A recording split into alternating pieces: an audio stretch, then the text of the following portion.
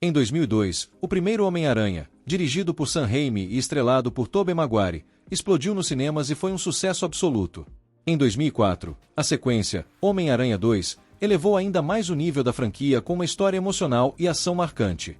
Naturalmente, as expectativas para o terceiro filme eram altíssimas.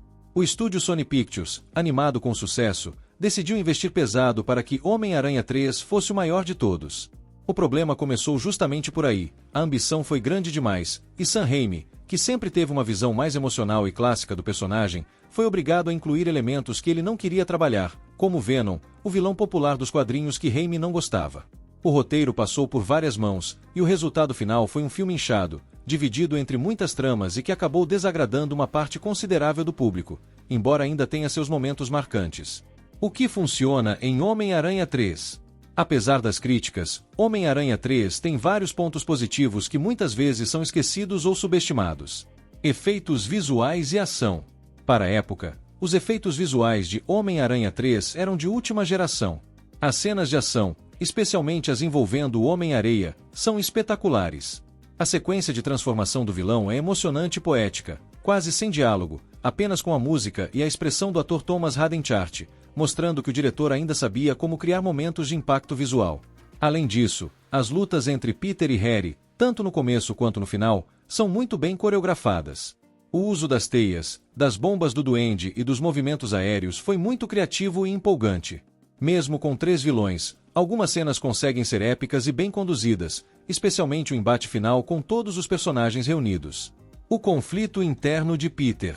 O simbionte preto, que representa a versão sombria de Peter, é uma boa ideia no papel. A intenção era mostrar como o poder pode corromper, como o herói, por mais puro que seja, também tem fraquezas internas. A raiva de Peter, a sensação de superioridade, a maneira como ele começa a tratar Mary Jane com frieza e arrogância, tudo isso tem fundamento emocional. Quando o simbionte o domina, ele se torna quase irreconhecível, o que gera cenas que hoje viraram memes, mas que tinham uma intenção séria: mostrar o quanto Peter podia se afastar de seus próprios valores. Mesmo exagerado, isso é coerente com a mensagem do filme, a de que o poder vem com responsabilidade, e quando isso se perde, o herói também se perde. A volta de Harry e a reconciliação. Outro ponto forte é o arco de Harry Osborn. Durante 2 filmes, ele se tornou um dos personagens mais complexos, filho de um vilão morto, tomado pelo desejo de vingança, mas ainda amigo de Peter. Em Homem-Aranha 3, seu arco finalmente se conclui, com ele descobrindo a verdade sobre o pai e se sacrificando para ajudar Peter na batalha final. Essa cena é emocionalmente forte e dá um bom fechamento ao trio que protagonizou a trilogia. A reconciliação de Harry com Peter e MJ traz carga dramática real, algo que sempre foi um ponto alto nos filmes de Raimi. O que não funciona em Homem-Aranha 3. Infelizmente, os problemas do filme são numerosos, e muitos deles vêm do fato de que o filme tentou fazer demais ao mesmo tempo. O que poderia ser 2 ou até 3 filmes, foi espremido em um só. Excesso de vilões. O maior erro de Homem-Aranha 3 é tentar usar 3 vilões principais ao mesmo tempo: Homem-Areia, Harry, Novo Duende Verde, e Venom, Ed Brock. Nenhum deles tem o tempo necessário para se desenvolver direito. O Homem-Areia tem uma origem triste, ligada à filha doente e à injustiça, mas seu arco fica perdido no meio de tantos acontecimentos. Venom, que deveria ser o grande vilão final, é introduzido tarde demais, com pouco desenvolvimento e motivação rasa. Já Harry tem uma jornada interessante, mas também é interrompida e atropelada. O resultado é um filme que corre o tempo todo, sem dar respiro nem para o público, nem para os personagens.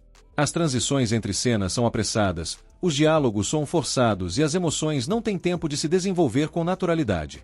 A inclusão forçada do Venom. Sam Raimi nunca quis usar o Venom, pois achava o personagem superficial e violento demais para a proposta emocional da trilogia.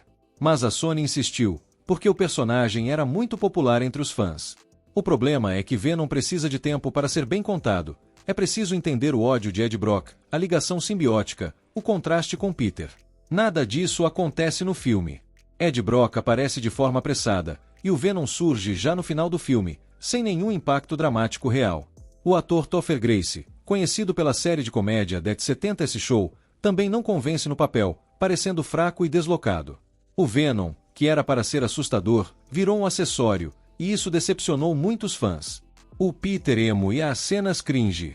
As cenas do Peter dominado pelo simbionte viraram piadas na internet, especialmente a famosa sequência dele dançando na rua de forma única.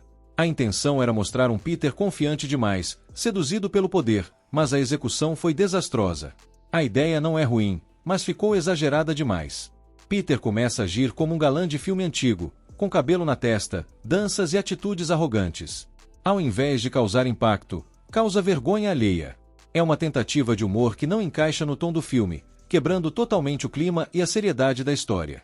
Essa parte prejudica até a interpretação de Tobey Maguire, que, mesmo sendo um bom ator, ficou com um roteiro difícil de defender nessas cenas. A reação do público foi de riso, quando o filme queria causar tensão. Isso minou o peso dramático da jornada sombria de Peter. Bastidores, polêmicas e pressões. Homem-Aranha 3 foi um exemplo claro de como o excesso de controle do estúdio pode prejudicar uma obra artística. Sam Raimi queria focar apenas em Harry e Homem-Areia, mas a Sony obrigou a inclusão do Venom e da trama do simbionte para atrair o público mais jovem e fã de ação. Além disso, o roteiro passou por várias reescritas, e a equipe estava sob forte pressão para lançar o filme no prazo. Raimi declarou depois que não estava feliz com o resultado final, e que o filme não representava sua visão como cineasta. Isso gerou um clima de frustração nos bastidores.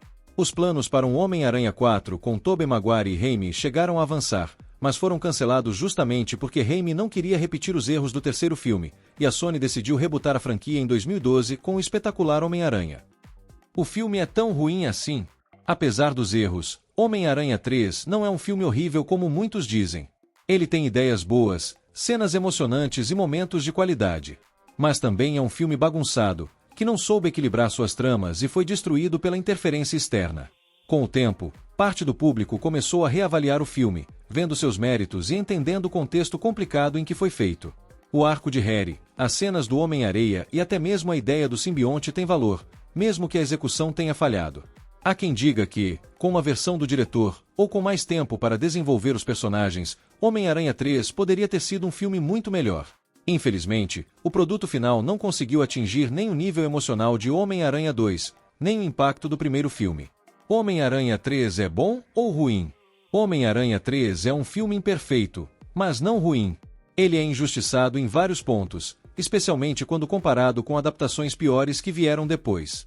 Seus problemas vêm principalmente da interferência do estúdio, que quis agradar todo mundo ao mesmo tempo e acabou atrapalhando a visão do diretor.